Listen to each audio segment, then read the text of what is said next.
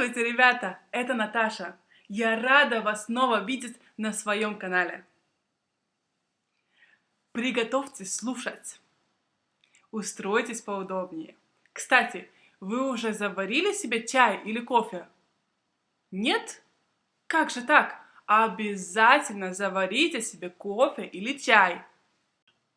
И не стесняйтесь, вытяните ноги, расслабьтесь, улыбайтесь.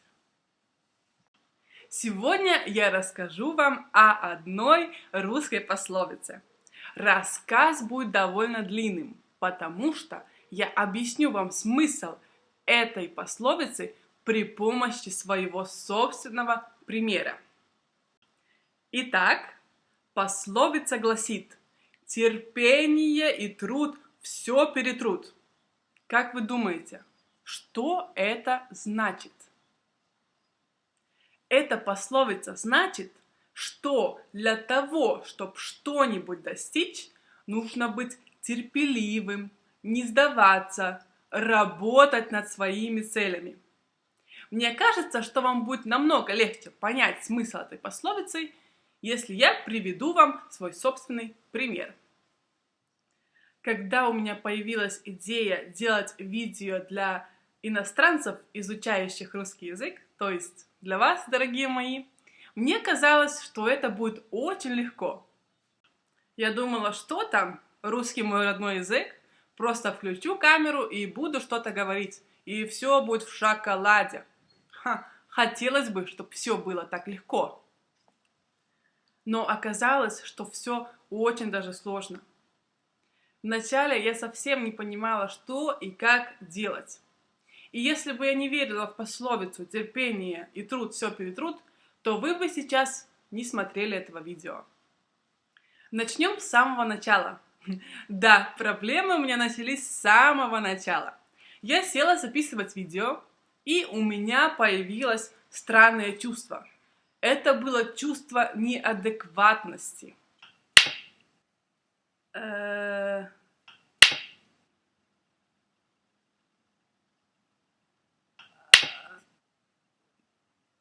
Привет. Это чувство меня так смущало, что я теряла дар речи.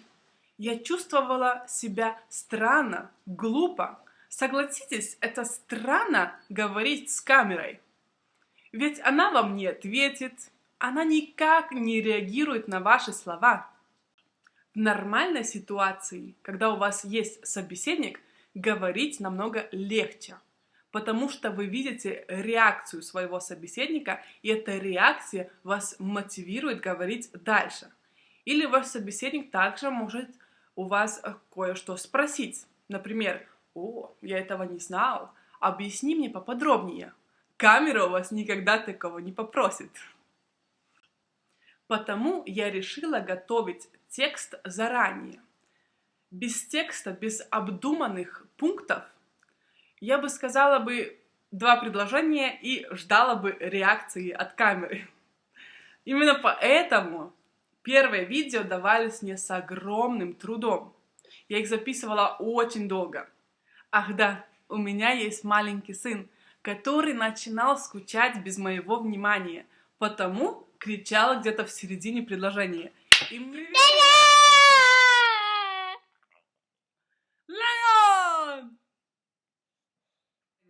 И мне приходилось опять все снимать заново. Но я все повторяла себе: терпение и труд, и все должно получиться.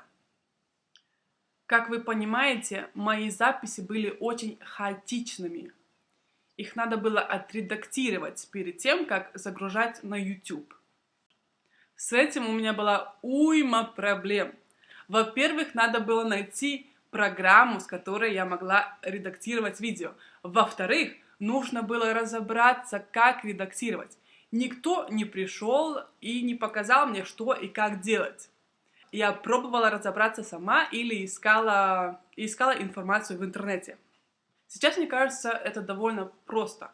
Но тогда, когда я только начинала это делать, все было безумно сложно. У меня не получалось. Я пробовала снова и снова. У меня появлялось иногда такое желание просто взять и все бросить. но я повторяла сама себе. Терпение и труд. Все перетрут. Успокойся, сосредоточься, постарайся понять. Завтра будет легче. Все получится. С фотошопом и субтитрами у меня было то же самое. Проблемы, непонимание, борьба. Но я не сдавалась. Я училась и продолжаю учиться. С каждым днем я узнаю все больше и больше. Да и с самим русским языком были проблемы. И, наверное, всегда будут проблемы. Только Бог знает русский язык в совершенстве. Да, русский мой родной язык, но я делаю ошибки, как и все носители русского языка.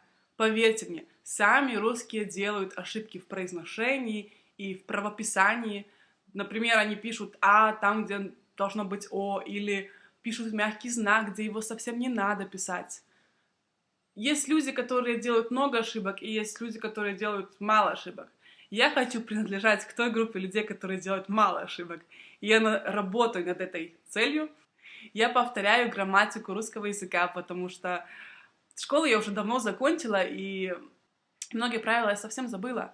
Их надо повторять постоянно, чтобы правильно писать на русском языке. Вот я вам всегда говорю, не бойтесь делать ошибок. Но я сама безумно боюсь сделать ошибку в видео. Потому, когда я готовлю текст или пишу субтитры, и если у меня появляются какие-то сомнения насчет произношения или правописания слова, то я всегда проверяю это слово. И знаете, как раздражает, когда я уже полностью загрузила видео, и тогда замечаю, что я сделала ошибку. Например, поставила ударение неправильно. Ох, это ужасное чувство.